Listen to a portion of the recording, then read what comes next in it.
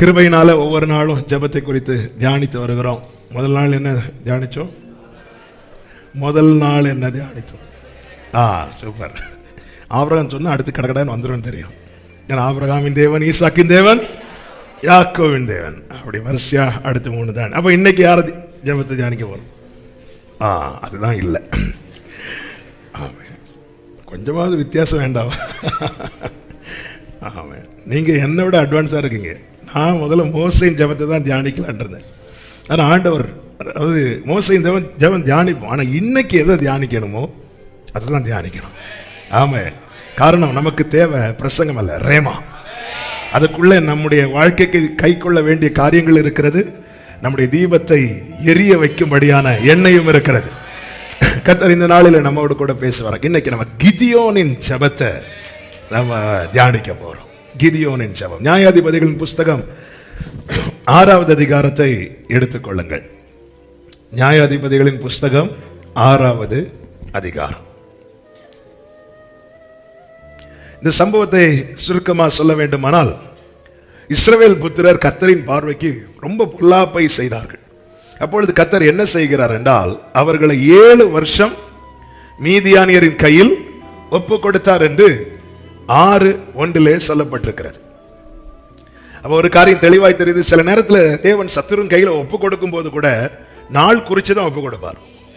எவ்வளவு நாள் தான் அவனால் துன்பப்படுத்த முடியும்? 7 வருஷம். ஆமென், ஹல்லேலூயா. கொஞ்ச காலம் பலவிதமான சோதனை என்று 1 பேதுரு 1:6 சொல்லப்பட்டிருக்கிறது. தேவன் சில சோதனையும் சில நெருக்கத்தையும் சில வேதனையும் தேவன் அனுமதிக்கும் போதே நாள் குறித்து விடுவார். இவ்வளவு காலம் தான்பா இந்த பிரச்சனை அப்படின்னு. ஆமென். ஆனாலும் தேவன் நாள் குறிக்கிற அதே போல எல்லையும் குறிப்பார். இம்மட்டும் வா, மிஞ்சி வராதே. அப்படி இல்லைன்னா நம்ம நாட்கள்லாம் என்னைக்கோ முடிஞ்சிருக்கும், நம்ம தீபம்லாம் என்றோ அணைந்திருக்கும். ஆமென். இந்த நேரத்தில் மீதியானியரின் கை இஸ்ரவேல் மேல் பலத்து கொண்டபடியினால் இஸ்ரவேல்லாம் ஓடி ஒளிகிறாங்க. இவங்க என்ன பண்ணுவாங்கன்னா, இஸ்ரவேல் விதை விதைக்கும் போது அறுவடை நாட்களிலே இவர்கள் அந்த விளைச்சலை கெடுத்து, 4வது வசனத்தை வாசிங்க. அவர்களுக்கு எதிரே பாளையம் இறங்கி காசாவின் எல்லை மட்டும் நிலத்தின் விளைச்சலை கெடுத்து இஸ்ரவேலிலே ஆகாரத்தை ஆகிலும் ஆடு மாடுகள் கழுதைகளை ஆகிலும் வைக்காதே போவார்கள். 6வது வசனம். இப்படி மீதியானியராலே இஸ்ரவேலர் மிகவும் சிறுமைப்பட்டார்கள். அப்பொழுது இஸ்ரவேல் புத்திரர் கர்த்தரை நோக்கி முறையிட்டார்கள். இஸ்ரவேல் புத்திரர் கர்த்தரை நோக்கி முறையிட்டார்கள். இஸ்ரவேல் புத்திரர் மீதியானியர் நிமித்தம் கர்த்தரை நோக்கி முறையிட்ட போது கர்த்தர் ஒரு தீர்க்கதரிசியை அனுப்பினார் என்று சொல்லப்பட்டிருக்கிறது. இப்படி நடந்து கொண்டிருக்கும் போதுதான் கிதியோன் என்பவன் என்ன செய்கிறான் என்றால், ஆமென், கிதியோன் என்பவன் மீதியானியர் கைக்கு தானியத்தை தப்புவிக்கும்படிக்கு ஆலைக்கு சமீபமாய் போரடித்துக் கொண்டிருக்கிறான். ஆலையில் போரடிக்கவில்லை, ஆலைக்கு, ஏன்னா கொஞ்சம் தள்ளி நின்று நம்ம செய்யறது யாருக்கும் தெரியக்கூடாது. தெரிஞ்சிட்டுனா வந்து வாங்கிட்டு போயிடுவாங்க. சில காரியங்கள் வெளிப்படையாய் செய்வோம், தெரிந்தாலும் பரவாயில்லை என்று. சில காரியங்கள் வெளியே தெரியக்கூடாது. காரணம் என்ன? காரணம் ஒன்று தான், பயந்துட்டு இருந்தான். கிதியோனுடைய சுபாவம் பயந்த சுபாவம். ஆமாம். அதனால தான் வீட்டில் இருக்கிற பாகாலின் விக்கிரகத்தை எல்லாம் உடைச்சு போட சொன்னது அவன் அதை பகலில் செய்யாமல் ராத்திரி செஞ்சான். ஏன்னா பயந்துட்டு இருந்தான். இந்த நேரத்தில் தான் கர்த்தர் வந்து, கர்த்தருடைய தூதனானவர் வந்து அங்க உட்கார்ந்து கிதியோன்ட்ட பேச ஆரம்பிக்கிறார். 12வது வசனம். கர்த்தருடைய தூதனானவர் அவனுக்கு தரிசனமாகி, பராக்கிரமசாலியே, கர்த்தர் உன்னோடே இருக்கிறார், கர்த்தர் உன்னோடே இருக்கிறார் என்றார். இதுவரை கிதியோன் ஜெபித்ததாக சொல்லவில்லை. கிதியோனுக்குள்ளே ஆதங்கம், கேள்விகள் எல்லாத்தையும் உள்ள அடக்கி வச்சுட்டு அவன் வேலையை செஞ்சுட்டே இருக்கிறான். வெளியிருந்து பார்க்கிறவங்களுக்கு நாம் ஒரு வேலை செய்யும் போது நாம் ஒரு வேலை செய்வது தெரியும், ஆனால் நாம் என்ன மனநிலைமையிலிருந்து அதை செய்து கொண்டிருக்கிறோம் என்று யாருக்குமே தெரியாது. ஒருத்தங்க தனியாக ஒரு வேலை செஞ்சுட்டு இருக்கும் போது சும்மா போய் அவங்க கிட்ட பேச்சு கொடுத்து பார்த்தா அவங்க இருதயத்தெல்லாம் கொட்ட ஆரம்பிச்சிருவாங்க. ஏன்னா இருதயம் அப்படி வேதனையிலும் கேள்விகளிலும் நிறைந்திருக்கிறது. செஞ்சுட்டே இருக்கிறான். உள்ளம் புலம்பிக் கொண்டிருக்கிறது. உள்ளத்தில் அநேக கேள்விகள் எழும்பிக் கொண்டிருக்கிறது. யார்கிட்ட போய் கேட்க, எப்படி கேட்கிறதற்கு?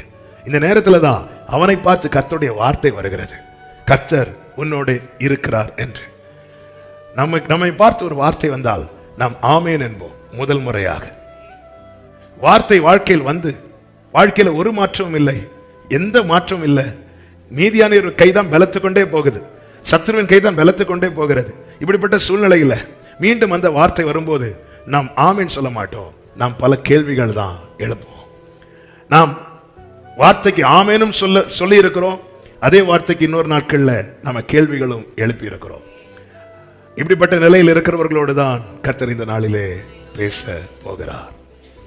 இவனை பார்த்து வந்த கர்த்தருடைய வார்த்தை என்ன தெரியுமா? கர்த்தர் உன்னோடு இருப்பார் என்றல்ல, கர்த்தர் உன்னோடு இருக்கிறார்.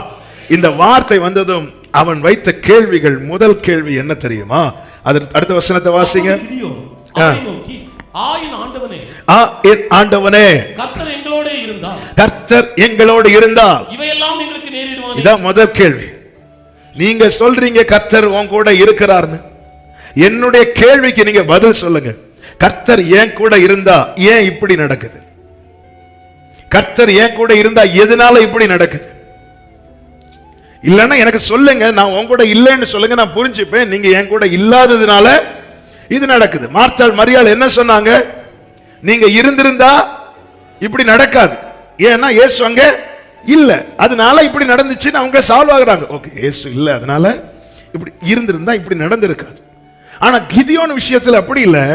கிதியோன் வாழ்க்கையில மீதியானுடைய கை ஓங்குகிறது. கர்த்தர் சொல்லுகிறார், கர்த்தர் உன்னோட இருக்கிறார். அப்போ கேள்வி, ஆண்டவர் நீங்க இருக்கிறீங்கன்னா ஏன் இது நடக்குது? ஏன் நான் கஷ்டப்பட்டு சம்பாதிக்கிறத மீதியானவர் வந்து எடுத்துட்டு போறான்? அவன் எடுத்துட்டு போறான், கொஞ்சம் மீதியை கெடுத்துட்டு போறான். நீங்க சொல்லிட்டே இருக்கிறீங்க, நான் கூட இருக்கிறேன், நான் கூட இருக்கிறேன், நான் கூட இருக்கிறேன். நீங்க ஏன் கூட இருந்தா ஏன் இப்படி நடக்குது? இந்த கேள்வி எப்பொழுது வந்துச்சு தெரியுமா? வார்த்தை வந்த பிறகு.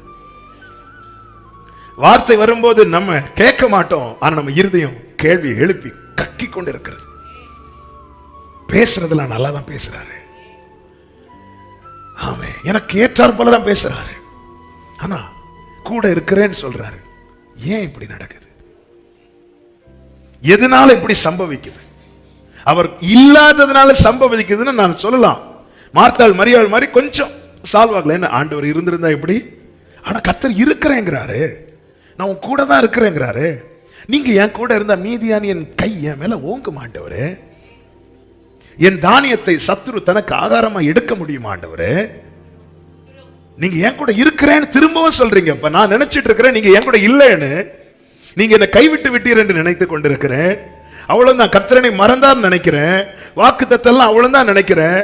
ஆனா நீங்க என்கிட்ட வந்து, அவர் வந்து உட்கார்ந்து வெயிட் பண்ணி கிதியோனை பார்த்து சொல்றார், பராக்கிரமசாலியே, கர்த்தர் உன் கூட இருக்கிறார். கர்த்தர் என்னோடு இருந்தால் ஏன் இப்படி நடக்குது? அல்லேலூயா. சில காரியங்கள் நமக்கு அந்த பாதையை தாண்டாமல் விளங்கவே செய்யாது. கர்த்தர் இன்னாரோடே இருந்தார் அப்படின்னு பைபிள் ஒரு ஆளை பத்தி சொல்லப்பட்டிருக்கு. யாரு?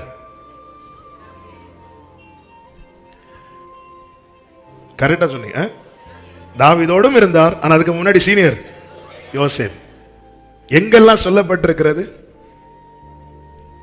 எங்கெல்லாம் சொல்லப்பட்டிருக்கு? சிறைச்சாலையில் இருந்த போது கர்த்தர் யோசேப்போடே, குழியில் தூக்கி போடப்படும் போதும் கர்த்தர் யோசேப்போடே இருக்கிறார். பொய்யான குற்றச்சாட்டு அவன் மேல வைக்கும் போதும் கர்த்தர் யோசேப்போடே இருக்கிறார். ஆமே. இப்படி இருக்க நமக்குள்ள எழும்புகிற கேள்வி எதுவா இருக்கும்னா, நீங்க இருந்து எனக்கு ஏன் இது நடக்குது? நீங்க இருக்கிறீங்க, ஆனா போர்த்திபாரின் மனைவி பிளான் பண்ணிட்டா இவன் மேல பொய்யான குற்றச்சாட்டு வச்சு இவனை ஜெயில தள்ளணும். ஆண்டவர் அந்த பிளான் நடந்துட்டே. ஆண்டவர் அவ என்ன அவ உனக்கு விரோதமாக உருவாக்கப்படும் எந்த ஆயுதமும் எந்த பிளானும் வாய்க்காது. ஆனா அவ போட்ட பிளான் நடந்துட்டே.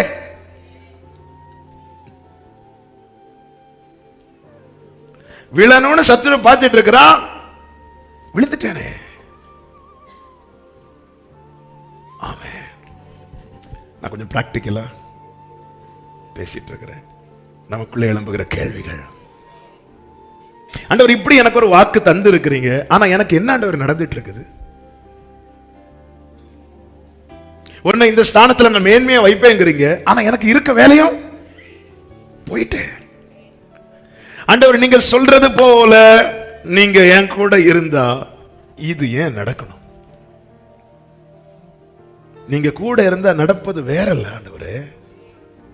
நீங்க கூட இருந்தா என் முன்னாடி வாசல் திறக்கப்பட்டிருக்குமே, என் முன்னாடி இருக்கிற எரிகோ விழுந்திருக்குமே, எனக்கு விரோதமா எழும்புகிற நாவுகள் இச்சகம் பேசி அடங்கி இருப்பார்களே, என் தேவைகள் சந்திக்கப்பட்டிருக்குமே, என் ஜெபத்துக்கு பதில் கிடைத்திருக்குமே, நான் இன்று வாழ்ந்திருப்பேனே, நான் சுகித்திருப்பேனே, நான் நிலைத்திருப்பேனே. ஆனா எனக்கு நடப்பதோ, நான் நாள்தோறும் வாதிக்கப்பட்டு காலைதோறும் தண்டிக்கப்பட்டு இருக்கிறேன். ஏன் ஆண்டவரே? இப்போ கேள்வி என்ன கேள்வினா, உண்மையிலே கர்த்தர் கூட இருக்கிறாரா? எப்பொழுதெல்லாம் இந்த கேள்வி வருது அப்பொழுதெல்லாம் கர்த்தர் சொல்லுகிற வார்த்தை, நான் கூட இருக்கிறேன்.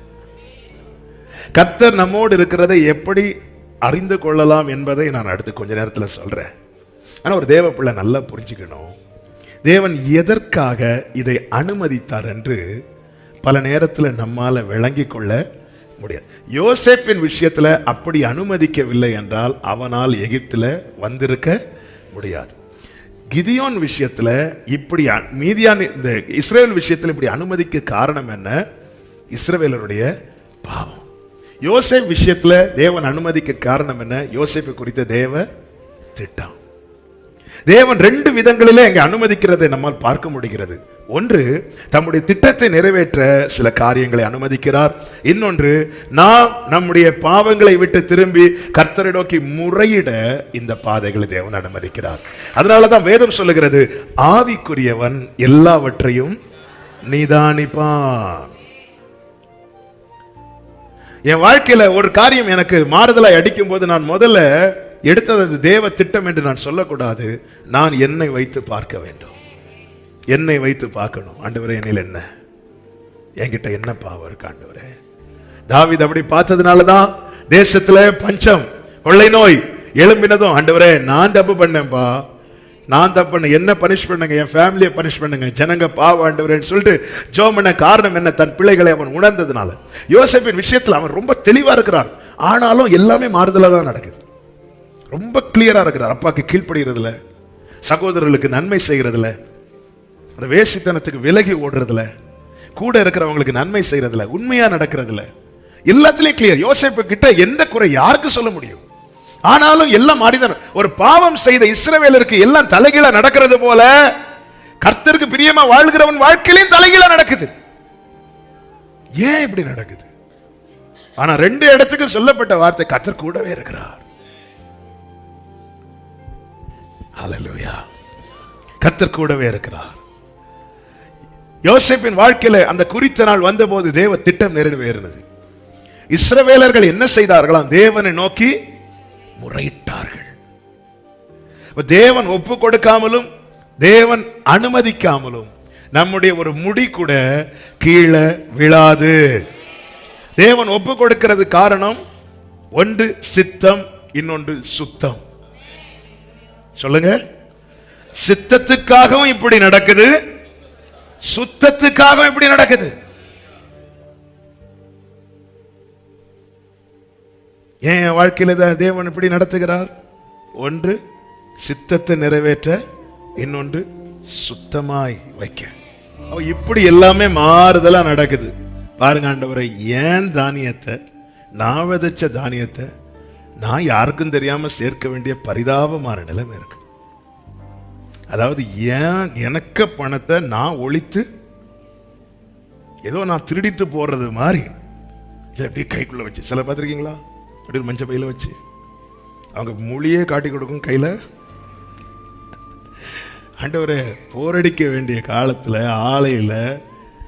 ஆலையில இருந்து ஃப்ரீயா வந்து போரடிக்கிற நாள் எவ்வளோ அறுவடை நாள், எவ்வளோ சந்தோஷமா செய்ய வேண்டிய காரியம், எவ்வளோ மகிழ்ச்சி அதை செய்ய வேண்டிய காரணம்.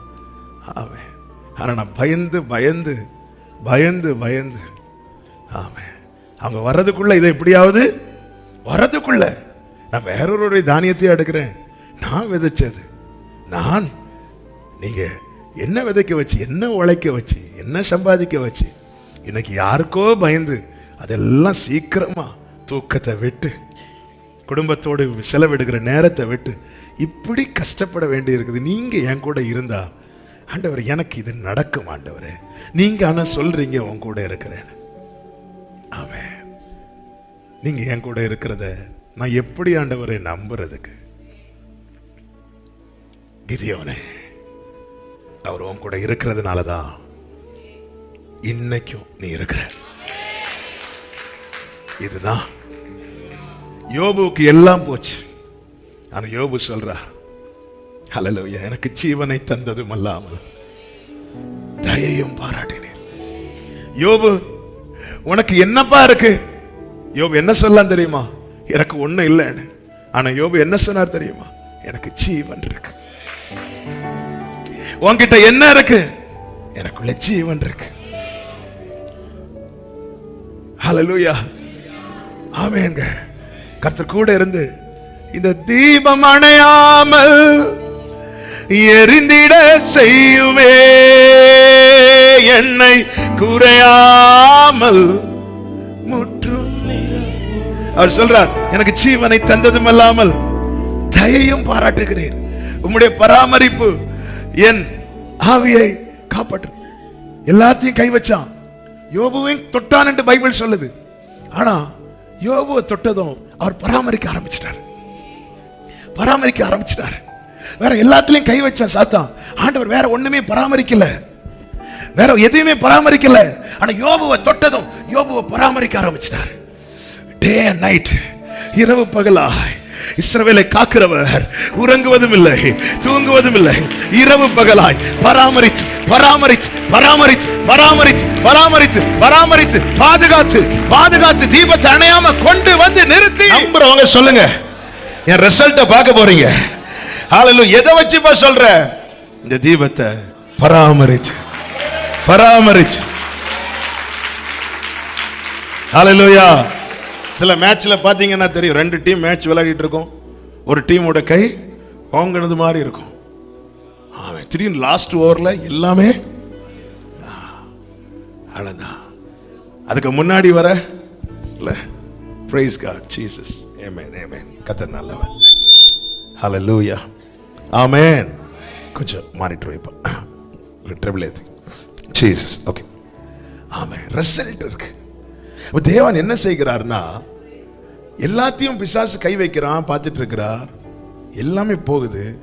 யோபுவை கை வச்சதும் அவர் பார்த்துட்டு இருக்கல, அவர் பராமரித்துக் கொண்டிருக்கிறார்.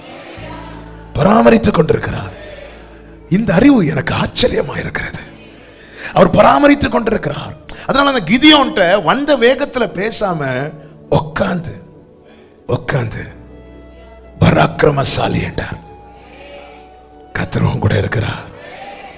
நீங்க என் கூட இருந்தா இது போயிருக்குமா, இது போயிருக்கும். அது போட்டும், நீ போகல, நீ இருக்கிறல்ல. இத்தனையும் எப்படி உன்னால தாங்க முடியுது? நீ நினைக்கிற நீ தாங்கிட்டு இருக்கிறேன்னு, என் நீதியின் வலதுகரத்தினால் நான் தாங்கிட்டு இருக்கிறேன். ஹல்லேலூயா. நாம நினைக்கிறோம் நாம எல்லாத்தையும் சுமந்துட்டு இருக்கிறோம். இல்லங்க, நம்மையும் சேர்த்து அவர் சுமக்கிறார். ஹல்லேலூயா. கர்த்தர் என் கூட இருக்கிறாரா? கேள்வி வார்த்தைகள் வரும்போது, கேள்விகள் வந்ததும் ஆண்டவர் உடனே உன்கிட்ட போய் பேசின பாருன்னு சொல்லல. ஏன்னா நம்முடைய இருதயத்தை அவர் அறிவார். வேதனை கேயாசிக்கு தெரியாது, எலிசாவுக்கு தெரியும். கேயாசி அவளை சுனைமையால விலக்கிவிட வந்த போது எலிசா சொல்ற, தொடாத, அவர் ரொம்ப வேதனையில் இருக்கிறார். ஆமே, நமக்கு தெரியாது. பல நேரத்தில் ஊழியர்களுக்கு கூட புரிந்து கொள்ள முடியாது. ஆனா பர்வதத்தில் இருக்கிற அவருக்கு தெரியும், பரலோகத்தில் இருக்கிற தேவனுக்கு தெரியும். அதனாலதான் நாம கேட்கிற கேள்விக்கெல்லாம் நம்ம என்னைக்கோ போ அப்படி விட்டுருக்கணும். இல்ல, எத்தனை கேள்வி கேட்டோம் ஆமாவா இல்லையா? எவ்வளவு கேள்வி, ஆமென், எவ்வளவு கேள்விகளை கேட்கிறோம். எத்தனை கேள்விகள் விட்டாரா? எல்லாம் பொறுமையா இருக்கு. ஏன்னா அவருக்கு தெரியும், இவன் என்ன எனக்கு வலி உண்டாக்க இவன் பேசல, இவன் வலியில பேசிட்டு இருக்கிறான். 2 விதமான கேள்விகள் இருக்கு. பிறருக்கு வலி உண்டாக்க கேட்கிற கேள்விகள் இருக்கிறது, நமக்குள்ள இருக்கிற வலியில எழும்புகிற கேள்வி இருக்கிறது. அதனாலதான் ஆண்டவர் சொன்னார், உன் அடிக்காயத்தை நான் குணமாக்குவேன் என்றார். இது ஸ்கேனுக்கு தெரியாது, இது எந்த டாக்டர்ஸுக்கும் தெரியாது, இது என் அப்பாவுக்கு தெரியும். என் மனதின் அடிக்காயம். நான் திரும்பியும் சொல்லுகிறேன், காரணங்கள் நமக்கு தெரியாது, ஆனா நம்ம நிதானிக்கணும். ஆமென். வேதனை உண்டாக்கும் வழி என்னிடத்தில் இருந்ததோ, வேதனை உண்டாக்கும் வழி என்னிடத்தில் இருந்ததோ இல்லைன்னா ஓகே, தேவன் தம்முடைய சித்தத்தை நிறைவேற்றுகிறார். வேதனை உண்டாக்கும் வழி என்னிடத்தில் இருக்குமானால் தேவன் என்னை சுத்தமாக்குகிறார். ஆமென். சில காரியங்கள் கர்த்தர் கூட இருந்தும் நடக்குதுன்னா அதுக்கு பின்னாடி 2 ரீசன் இருக்கு. ஒன்னு சித்தம், இன்னொன்னு சுத்தம். எல்லாரும் சத்தமா சொல்லுங்க, சித்தம் சுத்தம். இது மறந்துடவே செய்யாதீங்க. அவர் சித்தத்துக்கு மாறா ஒன்னும் செய்யவும் மாட்டார், சுத்தமாக்குற விஷயத்துல கொஞ்சமும் அட்ஜஸ்ட் பண்ணவும் மாட்டார். வார்த்தை வாசிங்க. கர்த்தர் எங்களை எகிப்திலிருந்து கொண்டு வரவில்லையா என்று எங்கள் பிதாக்கள் எங்களுக்கு விவரித்து சொன்ன அவருடைய அற்புதங்கள் எல்லாம் எங்கே? அற்புதம் எங்க ஆண்டவரே? நிறைய கேட்க வச்சிங்களே எங்களை. எங்க பிதாக்கள்லாம் சொன்னாங்க, எகிப்துல இப்படி இப்படி செய்தார், செங்கடலை பிளந்தார், அதுல நடத்தி கொண்டு வந்தார், அதுல பார்வோன் சேனையை மூழ்கடிக்க வைத்தார். இப்படி எல்லாம் நாங்க எவ்வளோ கேட்டுட்டோம். என்னைக்கு ஆண்டவரை நான் பார்க்க போறேன்? என்னைக்கு ஆண்டவரை நான் எங்க ஆண்டவரை அற்புதம்? இது அவர் 4 கேள்வி கேட்கணும்னு கேட்கறது இல்ல, இருதயத்துல பல நாட்களா இருந்த கேள்வி, பல வருடங்களா இருந்த கேள்வி. ஆமே, பல வருடம் சொன்ன 7 வருடங்களா இருந்த கேள்வி. 7 வருடமாய் தனக்குள் இருந்த கேள்வியை தன்னை நோக்கி வருகிற வார்த்தை வந்ததும் அவன் வைக்கிறான். ஹல்லேலூயா. எங்க ஆண்டவர் அற்புதம்? அற்புதம் எங்க? அற்புதங்கள் இன்னும் நடக்கல, நடக்குது, ஆனா நாம் பார்க்கல. இதான் கிதியோனுடைய வேதனை. சாட்சிகள் எல்லாம் கேட்கிறோம், எல்லாரும் சாட்சி கேட்கிறோம், ஆனா என்னை பற்றி அல்லது எனக்கு நீங்க செஞ்சீங்கன்னு இன்னும் நான் சாட்சி சொல்லலையே ஆண்டவரே. நிறைய கேட்க வைக்கிறீங்க, அன்னையிலிருந்து இன்னைக்கு வரைக்கும் சாட்சி கேட்க வைக்கிறீங்க. எனக்கு அற்புதம் எங்க ஆண்டவரே? நீங்க என் கூட இருந்திருந்த அற்புதம் நடந்திருக்குள்ள ஆண்டவரே? இதுதான் கேள்வி. இப்படி கேட்டுவிட்டு கிதியோன் சொல்றாரு, அடுத்த வசனம், அதே வார்த்தையை வாசிங்க. இப்பொழுது கர்த்தர் எங்களை கைவிட்டுட்டீங்களே ஆண்டவரேங்கிறார். நீங்க என் கூட இருந்தே இப்படி நடந்திருக்குமா? நீங்க செய்வேன்னு சொன்ன அற்புதம் எங்க? அப்ப இது ரெண்டும் இப்படி நடக்க கிதியோன் நினைச்சிட்டாரு, என்னை கைவிட்டுட்டீங்கள. 4 பேர் பார்த்து சிரிக்கிறதுக்கும் மீதியானியருக்கு நான் பயந்து கொண்டிருப்பதற்குமாய் என்னை நீங்க கைவிட்டு விட்டீர்களே ஆண்டவரே. ஹல்லேலூயா. எங்களை கைவிட்டுட்டீங்க. நான் நினைச்சேன் உங்க கையில தான் இருக்கிறேன்னு, ஆனா கைவிட்டுட்டீங்க. ஆமே, நல்லா புரிஞ்சுக்கோங்க. நமக்கு பல நேரத்தில் நாம இப்படிதான் சொல்லுவோம், அவர் கையில தான் இருக்கிறோம், ஆனா என்ன சொல்லிட்டு இருக்கிறோம்? கைவிட்டுட்டீங்க, கைவிட்டுட்டீங்க. அவர் பார்வையில தான் இருக்கிறோம், ஆனா என்ன சொல்றோம்? என்ன நீங்க பார்க்கல. அவர் நினைவுல தான் இருக்கிறோம், ஆனா என்ன சொல்றோம்? என்ன நீங்க மறந்துட்டீங்க. ஏன்னா நாம இருக்கிற சிச்சுவேஷன். இன்னும் அற்புதத்தை பார்க்கல. மீதியானியருடைய கை இப்போ ஓங்கி இருக்கிறது. ஆமென். கடந்த நாள் இதை தியானித்த போது கர்த்தர் என்னிடத்தில் ஒரு கேள்வி எழுப்பினார். நான் மட்டும் உன்னை கைவிட்டிருந்தா, நீ சொன்னது போல நான் கைவிட்டிருந்தா இங்க என்னெல்லாம் நடக்கிறது? ஒன்று, கிதியோன் வந்து கேட்கல, கிதியோனிடத்தில் வந்து பேசுகிறார். நான் மட்டும் உன்னை கைவிட்டிருந்தா நான் உன்கிட்ட பேசி இருக்கவே மாட்டேன். இன்னைக்கும் நான் உன்கிட்ட பேசிட்டு இருக்க காரணம் என்ன தெரியுமா? நீ என் கையில இருக்கிற, என் பிடியில இருக்கிற. நான் மட்டும் நீ சொன்ன, நான் கைவிட்டேன் கைவிட்டேன் கைவிட்டேன். நான் மட்டும் உன்னை கைவிட்டிருந்தா, ஒரு பாதத்தில் விழுந்து போதனை அடைகிறவங்க எல்லாம் அவருடைய கையில இருக்கிறாங்களா? கிதியோன், நீ வந்து என்கிட்ட பேசல, நீ நினைச்சிட்டு நான் கைவிட்டேன். அற்புதம் நடக்கல, எல்லாமே எதிராக நடக்கிறதுனால நீ என்கிட்ட பேசினதை நிறுத்திட்ட. பைபிளை திறக்க மாட்டேங்கிற, ஜெபிக்கிறத மறந்துட்ட. ஆனா நீ இருக்கிற இடத்துல வந்து உட்கார்ந்திருந்து என் வார்த்தைய அன்னைக்கு சர்ச்சில் இருந்து கேட்டுட்டு இருந்த, இன்னைக்கு உன்னுடைய சூழ்நிலை நிமித்தம் எங்கேயோ இருக்கிற, ஆனாலும் உன் காதுல வந்து விழும்படிக்கு நான் உன்கிட்ட பேச காரணம் என்ன தெரியுமா? இன்னும் நீ என் பிடியில தான் இருக்கிற. கிதியோனே, அவர் மட்டும் கைவிட்டிருந்தார், அவர் மட்டும் கைவிட்டிருந்தார். ஹல்லேலூயா. அவர் மட்டும் கைவிட்டிருந்தார். ஆனால் எங்களை கைவிட்டுட்டீங்களே ஆண்டவரே. அவர் மட்டும் வந்து பேசுறாருங்க. அவர் மட்டும் கைவிட்டு இருந்தார். இங்கே ஆண்டவர் கிதியோனிடத்தில் என்ன சொல்லுகிறார்? 14வது வசனம். அப்பொழுது கர்த்தர் அவனை நோக்கி பார்த்து, உனக்கு இருக்கிற இந்த பலம், உனக்கு இருக்கிற இந்த பலம். இப்ப கிதியோன்ட்ட என்ன இருக்கு? கொஞ்சம் பலன் இருக்குல்ல. அவர் மட்டும் கைவிட்டு இருந்தா இந்த இப்போ இருக்குல்ல, இது கூட இருக்காது. இப்போ ஏதோ இருக்குல்ல. கிதியோன் என்ன சொல்ற? என்ன நீ கைவிட்டேன், உனக்கு இருக்கிற இந்த பலம். கிதியோனே, நான் மட்டும் உன்னை கைவிட்டு இருந்தா இப்போ உன்கிட்ட கொஞ்சம் இருக்குல்ல, அது கூட இருக்காது. அது கூட இல்லைன்னா உன்னால கோதுமைய கூட சேர்க்க முடியாது. ஆனா உன்னை குறித்த என்னுடைய திட்டம் என்ன தெரியுமா? இஸ்ரவேலை ரட்சிப்பது. இப்போ நீ செஞ்சிட்டு இருக்க தெரியுமா? அது உன் வேலை, நீ செய்யற. ஆனா நான் உன்னை கொண்டு செய்ய போறது என்ன தெரியுமா? பெரிய திட்டம். ஆனா ஒண்ணு புரிஞ்சுக்கோ, நீ சொல்லிட்டு இருக்கிற நான் உன்னை கைவிட்டேன், நான் உன்னை கைவிட்டு இருந்த, நீ இஸ்ரவேலை என்ன ரட்சிக்கிறதுக்கு கோதுமைய கூட உனக்கு சேர்க்கிறதுக்கு பலன்றது இருக்காது. இன்னைக்கு ஏதோ நீ பயந்து செய்யறியோ, வேற வழி இல்லாம செய்யறியோ, கோதுமைய நீ போரடித்து கொண்டிருக்கிறிய, அந்த பலன் எங்க இருந்து வந்துச்சு? என் கையில நீ இருக்கிறதுனால. Come on church, கர்த்தரை கைவிடலன்னு சொல்றவங்க, ரேமா ஹஞ்சாரா கபாலா ராதானா, என் அப்பா என்ன கைவிடல, கைவிட்டு இருந்தா இப்ப இருக்கிற இந்த கொஞ்சமும் இல்லாம போயிருந்திருக்கும். இப்பொழுது இருக்கிற இந்த கொஞ்சம், ஏதோ வண்டி ஓடுது இல்ல, அந்த வண்டியில 100 கிலோமீட்டர் ஸ்பீட்ல போகுது, என் வண்டி 20ல போகுது இல்ல, என் வண்டி ஸ்டார்ட் ஆகுது இல்ல, இன்ஜின் ஆன்ல தானே இருக்குது. கைவிட்டு இருந்தா இந்த கொஞ்சமும் உனக்கு இல்லாம போயிருந்திருக்கும். அவர் மட்டும் கைவிட்டு இருந்தா இப்போ இருக்கிறல கொஞ்சம், அந்த கொஞ்சமும் இல்லாம இருந்திருக்கும். எல்லாம் நிறைவா இருக்கா? இல்ல, ஆனா இருக்கு. அது எப்படி இருக்கு? அவர் கையில நான் இருக்கிறதுனால இருக்கு. எனக்கு தெரியும் இன்னைக்கு வேண்டியதை கொடுக்கிறார், நாளைக்கு திருப்தியாக கையை திறப்பார். ஹல்லேலூயா. அடுத்து கிதியோன் என்ன கேட்கிறா அப்படின்னா, அதனுடைய 15வது வசனம். இப்போ இந்த கேள்வி ரொம்ப முக்கியம். முதல்ல என்ன என்ற கேள்வி, அடுத்தது எதினால்.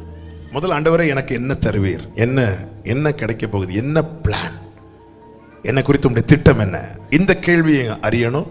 இரண்டாவது எதினால், இது எப்படி, இது தெரியாம என்ன என்று என்றவரை என்னை குறித்து உங்களுடைய திட்டம் என்ன அப்படின்னு கேட்கும்போது ஆண்டவர் வெளிப்படுத்துவார். நமக்குள்ள என்ன வரணும்? விசுவாசம் வரும்.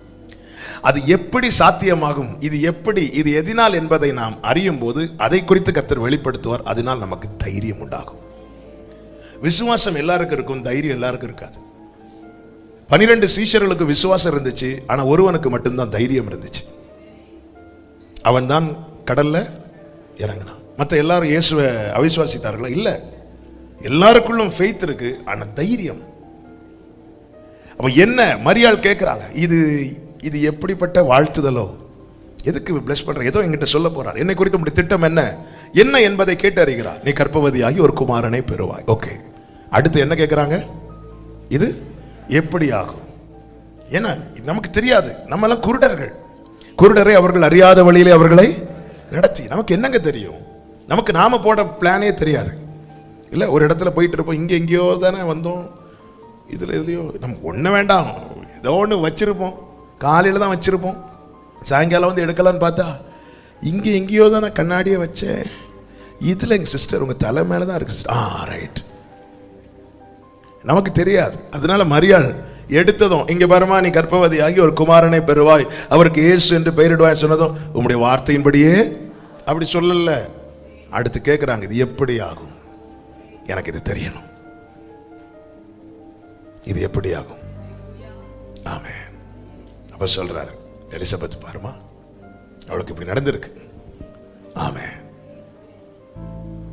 தேவனால் கூடாதது ஒன்றுமில்லை. ஓகே, இப்ப தேவன் தான் இதை செய்ய போறார். தேவன் தான் இதை செய்ய போறார். நான் உமது அடியேன், உம்முடைய வார்த்தையின்படி எனக்கு. அவ்வளவுதான். அதுக்கப்புறம் எத்தனை நிந்தை. யோசேப்பு வர தள்ளிவிட பார்த்தான். ஆனா அந்த தைரியம் எங்க, அவர் மரியாளுக்கும் இயேசுதான் ஆண்டவர். யாரு தான்? இயேசுதான். ஆனா இப்போ மனுஷகுமாரனா இருக்கிறார். பெற்று வளர்த்தது யாரு? மரியாள். சிலுவையில இயேசு அடிக்கிறாங்க, யாருக்குமே நிக்க முடியல. மரியாள் நிக்கிறாங்க. எங்க இருந்துங்க வந்துச்சு இந்த தைரியம்? மரியாள் நிக்கிறாங்க. இந்த தைரியம் எங்க இருந்து வந்துச்சு? எங்க இருந்து கிடைச்சு தெரியுமா? இது எப்படி ஆகும் என்ற கேள்வி. இது தேவனால் ஆகும். அவ்வளவுதான். என்னன்னு தெரிஞ்சுக்கிட்டோம், எப்படின்னு தெரியல. அதனால உடைய வார்த்தையின்படி ஆக கடவுது என்று அர்ப்பணிக்க தயங்குகிறோம். நான் எதனால் ரட்சிப்பேன்? இப்போ எப்படி கேட்டுட்டார். ஓகே, இப்ப நம்பிக்கை வந்துட்டு, அப்ப ரட்சிப்பு கண்டிப்பா கிடைச்சிரும் தெரிஞ்சிட்டு. அடுத்து இது எதனால்? ஆண்டவரே, நான் இந்த குடும்பத்தில் இருக்கிறேனே, நான் இப்படி இருக்கிறேன், நான் ரொம்ப சிறியவன் ஆண்டவரே, நீங்க என்ன இந்த திட்டத்தில் வச்சிருக்கிறீங்க, எப்படி ரட்சிப்பு வந்துடும் தெரியும். ஆனா எப்படி வரும்? எதனால் வரும்? சில சொல்லுவாங்க தெரியுமா, நீங்க கவலைப்படாதீங்க சிஸ்டர், நாளைக்கு, இல்லை கவலைப்படாதீங்க பிரதர், நாளைக்கு இந்த பணத்தை எப்படியாவது நான் அரேஞ்ச் பண்ணி கொடுத்துறேன். ஓகே, அரேஞ்ச் பண்ணி எப்படி கொடுப்பீங்க கேட்போமா இல்லையா? அதை நீங்க விடுங்க, அதை நான் பார்த்துக்கிறேன். இல்லை இருந்தாலும் எப்படி, நமது எப்படி என்று அறிய அறிய நமக்குள்ளே இருக்கிற அந்த கொஞ்சம் கொஞ்சம் சந்தேகங்களும் குழப்பங்களும் அடிப்பேறும். எப்படி ஆண்டவர் நிச்சயமாய் சொன்னார் ஆபிரகாமுக்கு. அதனால தான் ஆபிரகாம் இடையில முதல்ல லோத்தை கொண்டு வந்தார். அப்புறமா எலியேசருடைய பையனை மெதுவா கொண்டு வரார். 99 வயசுல யாரை கொண்டு வரார்? இஸ்மவேலை கொண்டு வர. சாராள் நிச்சயமாய் என்றார். சாராள் நிச்சயமாய் அப்படின்றார். அவ்வளவுதான். ஆபிரகாம் நம்புவதற்கு எதுவல்லாது இருந்தோம். அது எப்படின்னு தெரியாததுனால தான் நம்ம தேவையில்லாததெல்லாம் இடையில கொண்டு வரோம். என் வழிகள் உங்கள் வழிகள் அல்ல. இப்ப எப்படி என்று கேட்கும்போது கர்த்தர் சொல்லுகிறார். 16வது வசனத்தை வாசிங்கள். நான் உன்னோட கூட இருப்பேன். நான் உன்னோட கூட இருப்பேன். அடுத்த வார்த்தை, ஒரே மனுஷனை முறிய அடிப்பது போல முறிய அடிப்பா என்றார். அவ்வளவுதான். இதுக்கப்புறம் அவன் கொஸ்டின் பண்ணல. ஆனா இதுக்கப்புறம் அவன் கேட்ட அடுத்த காரியம் என்ன அப்படின்னா, ஆண்டவரே இந்த வார்த்தை கேட்க நல்லா இருக்குது, ஆனா ஆண்டவரே இது நீங்க தான் என்கிட்ட பேசுனீங்கிறத நான் உறுதிப்படுத்த விரும்புறேன் ஆண்டவரே. ரொம்ப முக்கியமான வார்த்தை. அடுத்த வசனத்தை வாசிங்க. அப்பொழுது அவன், உம்முடைய கண்களில் இப்பொழுதும் எனக்கு தயவு கிடைத்ததானால் என்னோட பேசுகிறவர் தேவரீர்தான் என்று எனக்கு ஒரு அடையாளத்தை. ஆண்டவர் இப்ப நான் நம்புறேன், ஆனா எனக்கு ஒரு கன்ஃபர்மேஷன் வேணும். இல்ல யாரோ என்கிட்ட பேசிட்டு போறாங்க நான் இருக்க கூடாது. வசனத்தை எடுத்து இன்னைக்கு என் வீட்டு சிச்சுவேஷனை யாரோ பாஸ்டர்ட்ட சொல்லிட்டாங்க, அதனால அவர் கரெக்டா என்ன சால்வ் பண்றதுக்காக இந்த வசனத்தை எடுத்து அப்படி எனக்கு வேண்டாம். நீங்க தான் என்கிட்ட பேசுறீங்கிறதுக்கு எனக்கு ஒரு அடையாளத்தை காட்டுங்க ஆண்டவரே. நல்லா புரிஞ்சுக்கோங்க, நம்ம கிட்ட நம்ம நெருங்கி வர வச்சுட்டார் ஆண்டவர். நான் அடிக்கடி சொல்ற வார்த்தை, சந்தேகத்தோடு உட்காருவது தவறல்ல, ஆனா சந்தேகத்தோடு எழும்பக்கூடாது. தேவ சமூகத்தில் குழப்பத்தோடு வந்து அமர்வது தவறல்ல, குழப்பத்தோடு எழும்பக்கூடாது.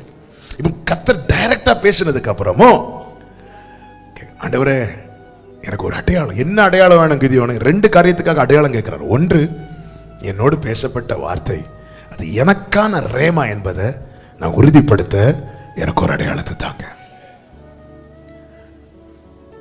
ஆமென். நம்மோடு பேசப்படுகிற வார்த்தையை நமக்கான ரேமாவாக உறுதிப்படுத்த நாம் செய்ய வேண்டிய முதல் காரியம் என்ன? இந்த சம்பவத்துக்கு நான் 2வது வருகிறேன். நாம் கேட்கிற வசனத்தை மனுஷர் வசனமாய் கேட்க கூடாது. அப்படி கேட்டாலே அது நமக்குள்ளே பலன் செய்யாது. 1 தெசலோனிக்கேயர் 2வது அதிகாரத்தை எடுத்துக்கொள்ளுங்கள். 1 தெசலோனிக்கேயர் 2வது அதிகாரம் அதனுடைய 13வது வசனம். ஆகையால் நீங்கள் தேவ வசனத்தை எங்களாலே கேள்விப்பட்டு ஏற்றுக்கொண்ட போது அதை மனுஷர் வசனமாக ஏற்றுக்கொள்ளாமல் தேவ வசனமாகவே ஏற்றுக்கொண்டதினாலே தேவனை ஸ்தோத்தரிக்கிறோம். அது மெய்யாகவே தேவ வசனம்தான் விசுவாசிக்கிற உங்களுக்குள்ளே. அப்போ எப்படி அதை ஏற்றுக்கொள்ள கூடாதா? சிம்பிளா சொல்லணும்னா, இன்னைக்கு பாஸ்டர் பேசினாங்க, போச்சு. இந்த பாஸ்டருக்கு பிரசங்கம் இருக்குல்ல, போச்சு. பிரசங்கம் நல்லா இருக்கும், பலனை சில சொல்லுவாங்க, பாஸ்டர் உங்க வார்த்தையினால, என் வார்த்தையினால எல்லாம் வாழ முடியல, நான் வாழணும்னாலே அவர் வார்த்தை வேணும். நம்ம எப்படி இன்னைக்கு யாரு பிரசங்கம், போச்சு. பிரசங்கம் நல்லா இருக்கும், மனுஷர் வசனமாக ஏற்றுக்கொள்ளாமல் தேவ வசனமாகவே. அவ்வளவுதான், அவ்வளவுதான். பேதுருவை திருத்துறதுக்கு ஒரு சேவல கூவ வச்சா. இப்ப பேதுரு மட்டும் முதல் பிரசங்கத்துல 3000 பேரை ரட்சிப்புக்குள்ள நடத்திட்டு அடுத்த நாள் ஒரு ஸ்தோத்திர கூட்டம். ஒரு 4 பேரை விட்டு பேதுருவை புகழ்ந்து பேசணும். பேசும்போது பின்னாடி பேதுருக்கு போட்ட சேர்ல ஒரு சேவலம் வந்து உட்காந்துருக்கும். நீயே உட்காந்துருக்க, ஒன்ன ரட்சிப்புக்குள்ள நடத்துனது, அப்ப எனக்கும் வேணும் ஒரு.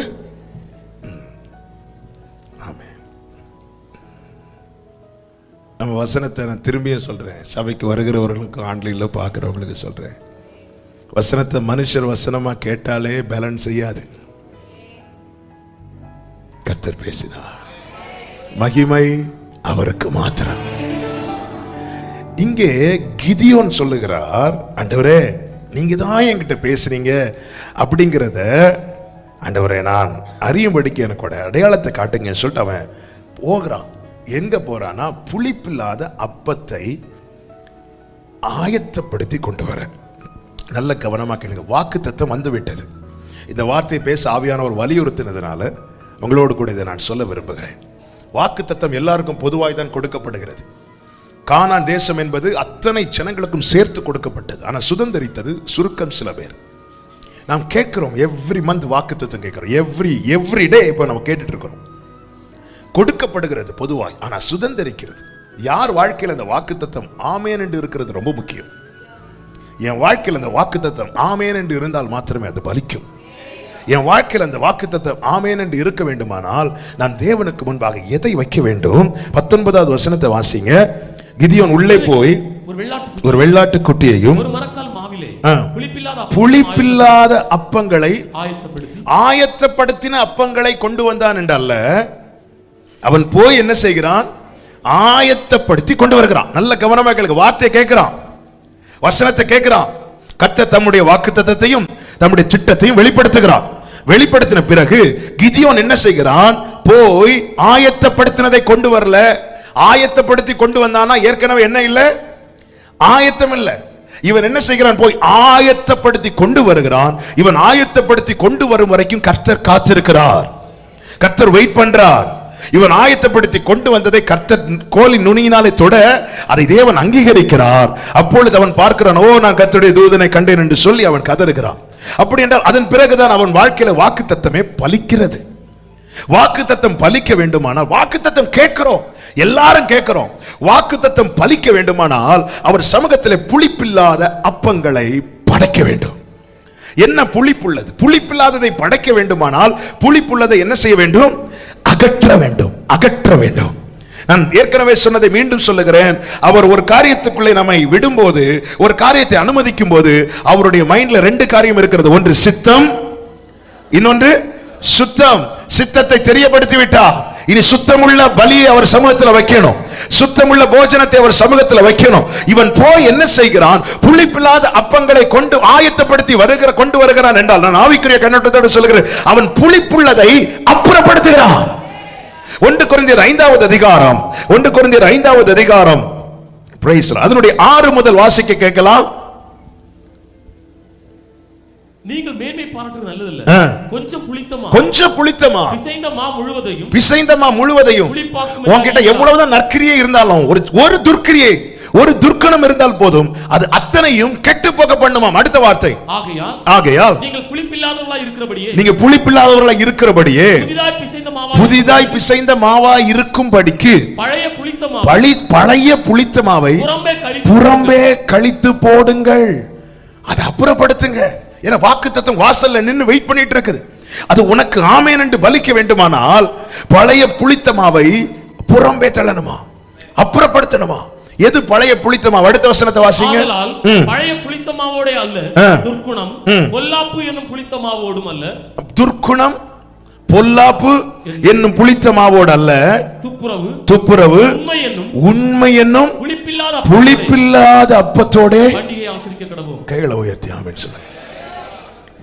என்ன கொடுத்தாலும் ஏற்றுக்கொள்வார் என்று மட்டும் யாரும் நினைக்காதீங்க. அதான் அடிக்கடி சொல்லுவேன். பிறனை வஞ்சித்து பிறனுடைய கண்ணீரை கீழே விழ வைத்து அவனிடத்திலிருந்து 1 லட்சம் ரூபாய் பணத்தை வாங்கி அதுல 10,000 ரூபாய் கொண்டு சர்ச்சில் தசமபாகம் கொடுத்தா பரலோகம் அங்கீகரிக்கும் மட்டும் தப்பா நினைக்காதீங்க. ஆண்டவர் கேட்கிறார், உன் பலிகளின் திரள் எனக்கு என்னத்துக்குன்னு கேட்கிறார். பூமியும் அது நிறைவும். வாக்குத்தத்தம் இருக்குங்க, சொல்லிட்டாருங்க. இனி ஆமென் என்று பலிக்கணும். அதுக்கு கிதியோனே நீ செய்ய வேண்டியது ஒன்று இருக்கு. he is waiting. அவன் சொல்ல, நான் போயிட்டு வரேன். ஆண்டவர் சொல்ல, நான் வெயிட் பண்றார் ஆண்டவர். நீ பலி செலுத்த வரும்போது உன் பேரில் சகோதரனுக்கு ஏதாவது குறை இருந்துச்சுன்னா நீ பலிமிருகத்தை நீ அங்கேயே வச்சுட்டு போயிட்டு வாங்குறார். அதன் அர்த்தம் என்ன? எனக்கு அவசரம் இல்லை, நீ போய் ஒப்புரவாகிட்டு வா, நான் உனக்காக வெயிட் பண்றேன். பாஸ்டர்ஸ் வெயிட் பண்ண மாட்டாங்க, யாரும் வெயிட் பண்ண மாட்டாங்க. நான் வெயிட் பண்றேன் ஆண்டவர் சொல்றார். கிதியோன் சொல்ற, ஆண்டவரே நான் ஆயத்தம் பண்ணி வைத்திருக்கிறேன்னு சொல்லல, கொஞ்சம் வெயிட் பண்ணுங்க, நான் வந்துடுறேன். அவன் போய் என்ன செய்கிறான் தெரியுமா? புளித்த மாவை புறம்பே தள்ளுகிறான். துர்க்குணம் பொல்லாப்பை புறம்பே தள்ளுகிறான். புளிப்பில்லாத அப்பங்களை கொண்டு வந்து அப்பா சமூகத்தில் வைக்கிறான். கர்த்தர் அதை தொடர்றார். இதன் பிறகுதான் அவன் வாழ்க்கையில வாக்குத்தத்தம் பலிக்கிறது. இந்த நாளில பல கேள்விகளோ தேவ சமூகத்தில் வந்திருக்கிறோம். கர்த்தர் பேசிக் கொண்டிருக்கிறார். வாக்குத்தத்தம் வாசல் வரை வந்து விட்டது. இனி என் பிள்ளைங்க வாழ்க்கையில் அது பலிக்க வேண்டி இருக்கிறது. என் குடும்பத்தில் அது பலிக்க வேண்டி இருக்கிறது. அது எனக்கு ஆமென் என்று பலிக்க வேண்டி இருக்கிறது.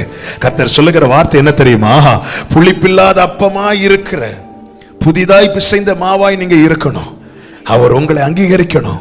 கர்த்தர் என்னை அங்கீகரிக்காமல், நான் படைக்கிறவைகளை அங்கீகரிக்காமல் எனக்கான வாக்குத்தத்தத்தை என்னால் எப்படி சுதந்திரிக்க முடியும்? ஆமென். 1 கொரிந்தியர் 10 அதுதானே சொல்லப்பட்டிருக்கிறது. எல்லாரும் ஞான போஜனத்தை புசித்தார்கள், எல்லாரும் அந்த கன்மலையின் தண்ணீரை குடித்தார்கள். ஆனாலும் எல்லாரிடத்திலும் அவர் பிரியமாய் இருக்கவில்லை. ஏன்? அநேக புளிப்புள்ள மாவு. ஆமென். பொல்லாப்பு, துர்க்குணம். உள்ளத்தில் உண்மை இருக்க விரும்புகிறார். நம் நிலைமை அவர் அறிந்திருக்கிறார். எத்தனை பேர் விரும்புறீங்க?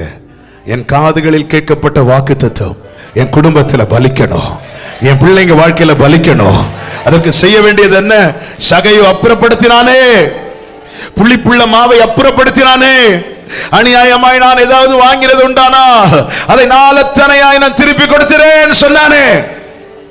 அன்னைக்கு அங்கே வாக்குத்தத்தம் பலித்தது. ஹல்லேலூயா, ஹல்லேலூயா. இப்ப நம்ம ஜெபம் பண்ண போறோம். கேள்விகளுக்கான பதிலை கர்த்தர் தந்து விட்டார்.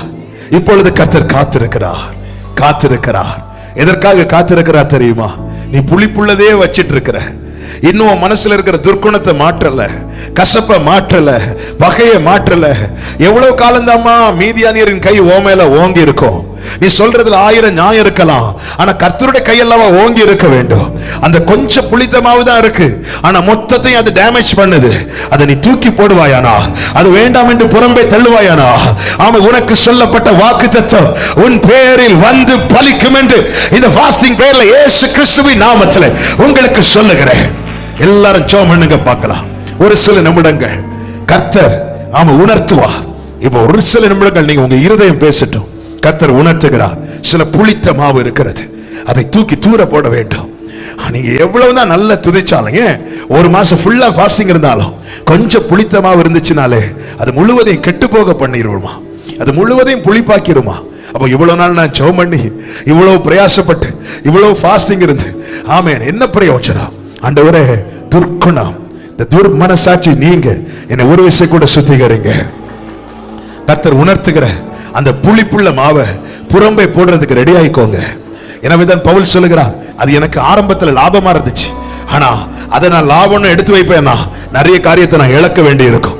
எனவே லாபமா இருந்தவைகளை நஷ்டம் என்றும் குப்பை என்றும் எண்ணுகிறேன், எண்ணிக்கொண்டிருக்கிறேன், தள்ளிவிட்டேன். ஜெபம் பண்ணுங்க இப்பொழுது ஆண்டவர் சமூகத்துல. ஹalleluya. கொஞ்சம் புளித்தமாவு இருந்தா கூட அவன் மொத்தத்தையும் அது டேமேஜ் பண்ணிடும். ஆண்டவர் சொல்றேன், நான் வெயிட் பண்றேன் உனக்காக நான் வெயிட் பண்றேம்மா, உனக்காக நான் வெயிட் பண்றேன், நான் உனக்கு டைம் கொடுக்கிறேன், நீ அதை தூக்கி போடு, நீ தூக்கி போடு. நான் உனக்கு சொன்னதெல்லாம் உனக்கு ஞாபகம் இருக்குல்ல, நான் உன்னை கொண்டு செய்ய போகிற காரியெல்லாம் உனக்கு ஞாபகம் இருக்குல்ல, உன் பிள்ளைகளை குறித்து சொன்ன காரியெல்லாம் ஞாபகம் இருக்குல்ல, ஆனா ஏன் இன்னும் பலிக்கல? ஏதோ கொஞ்சம் புளித்தமாவு இருக்கிறது, அது புறம்பே போட்டு விட்டாயானால் கிதியோனே, 7வது ஒரு அதிகாரம் இருக்கிறது. நீ யாரை பார்த்து இதுவரை பயந்தாயோ அவர்கள் உன்னை பார்த்து பயப்பட போகிறார்கள். இதுவரை மீதியானின் கை உன் மேல ஓங்கி இருந்தது, இனி உன்னுடைய கை உன் விரோதிகள் மேல் உயரும், உன் கரம் உன் விரோதிகள் மேல் உயரும். புளிப்புள்ளதை தூக்கி போடுங்க. கர்த்தர் உணர்த்துகிறார், உன் இருதயத்தில் உள்ள இருக்கிற காரியங்களை இப்பொழுது உன் நினைவில் கொண்டு வருகிறார். அவன் யார் மேலேயாவது கசப்பு, யார் மேலேயாவது பகை, வைராக்கியம், துர்ச்சிந்தை, பழி வாங்கும் எண்ணம், விரோதம், இது கொஞ்சம் புளிப்புள்ளது, கொஞ்சம் தான் இருக்கு. ஆனா என்ன செய்யுது தெரியுமா? நீங்க ஃபாஸ்டிங் இருந்து ஜெபம் பண்ற அந்த புளிப்பில்லாத அப்பத்தையும் அது புளிப்பாக்குது. காலையில இருந்து ஈவினிங் வரை முழங்கால நிக்கிறீங்க, ஆனா இந்த கொஞ்சம் புளித்த மாவு அதையும் கெடுத்துருது. வேண்டாம், கர்த்தர் சொல்ல, நான் வெயிட் பண்றேன், எனக்கு ஒண்ணு தெரியுது, உன் பிரயாசம் தெரியுது, நீ போய் ஆயத்தப்படுத்து. ரபாலா காமாஷிகாரா ஏபாலா ரபா காதானா ரபா ஹண்டரா பாபா. ஆண்டவர் உணர்த்துகிற காரியத்தை தேவ சமூகத்தை பலிபீடத்தில் போடுங்க, எரிக்கட்டும், கர்த்தரத்தை சுட்டெரிக்கட்டும். அப்படியே போடுங்க. துர்க்குணம் பொல்லாப்பு பழி வாங்கும் எண்ணம். ஹalleluya. ரிபா பாபா லகா பாபா ஷேமாமா. ஒருத்தங்களை கெடுத்து பேசுற செயல், ஆமென். ஒருத்தங்களுக்கு விரோதமா ஒருத்தங்களை கீழே விழ தள்ளுகிற செயல். இவனுக்கு எப்படியாவது இந்த வேலை கிடைச்சிடக்கூடாது, இவன் எப்படி இந்த வீடை கட்டிடக்கூடாது, இவன் எப்படியும் வாழ்ந்திருக்க கூடாது என்கிற அந்த துர்ச்சிந்தை வேண்டாம். வாக்குத்தத்தம் வீட்டு வாசல்ல வந்து நின்று தட்டிட்டு இருக்குது. வாக்குத்தத்தம் உண்மையில் சொல்லப்பட்டிருக்கிறது. உண்மையில் கிதியோனே, அது உன் மேல வந்து பலிக்கணும்பா, அது பலிக்கணும்னா நீ புளிப்பில்லாத அப்பத்தை, உன் வாயிலிருந்து வருகிற ஸ்தோத்திரத்துல புளிப்பு இருக்கக்கூடாது, துதியில புளிப்பு இருக்கக்கூடாது, ஜெபத்துல புளிப்பு இருக்கக்கூடாது. அவர் ஏற்றுக்கொள்ளணும்னா அது புளிப்பில்லாததா இருக்கணும், அது புதிதாய் பிசைந்த மாவா இருக்கணும், பழையது அதுல இருக்கக்கூடாது. ஜீசஸ் கிருபை செய்வீராக. பலிபீடத்தில் அப்படி வைக்கலாமா? உங்களுக்கு தெரியும் உங்க லைஃப். நம்ம மேல விரோதியின் கை உயர்ந்திருக்கிறதா அல்லது விரோதியின் மேல நம்ம கை உயர்ந்திருக்கிறதா? கிதியோன் மேல மீதியானின் கை உயர்ந்திருந்தது. அவன் எப்பொழுது புளிப்பில்லாத அப்பத்தை கொண்டு வைத்தானோ, எப்பொழுது அது தேவனால் அங்கீகரிக்கப்பட்டதோ, அதன் பிறகு மீதியானியர் மேல கிதியோனின் கை ஓங்கி இருந்தது. நம்ம 1000 ரீசன் சொல்லலாங்க, நம்ம காரணங்களை எவ்வளவு சொல்லிட்டோமே, இன்னைக்கு வரைக்கும் மீதியானின் கை தானே ஓங்கி இருக்குது. அப்ப நம்ம வைக்க காரணங்களால நமக்கு என்ன லாபம்? எவ்வளவு நாள் தாங்க கஷ்டப்பட்டு சம்பாதிக்கிறத மீதியானியன் தூக்கிட்டு போவா? உன் கை உன் விரோதிகள் மேல் உயர வேண்டாமா? உன் குடும்பத்தின் மேல ஜெயக்கொடி பறக்க வேண்டாமா? கர்த்தர் சொல்றேன், நான் வெயிட் பண்றேன், உனக்காக நான் பொறுமையா இருக்கிறேன். நீ கொஞ்சம் டைம் எடு, நீ ஆயத்தப்படுத்தி கொண்டு வா. கிதியோனே, எனக்கு அவசரம் இல்லை, எனக்கு நீதான் முக்கியம். உன் வாழ்க்கையில மீதியானின் கை ஓங்கி இருக்கிறது எனக்கு பிடிக்கல கிதியோனே, பிடிக்கல. நீ ஆயத்தப்படுத்தி கொண்டு வா, நான் அங்கீகரிக்கிறேன். அதன் பிறகு பார் கிதியோனே, நஷ்டப்பட்ட அனைத்தும் போதும் சொல்ற அளவுக்கு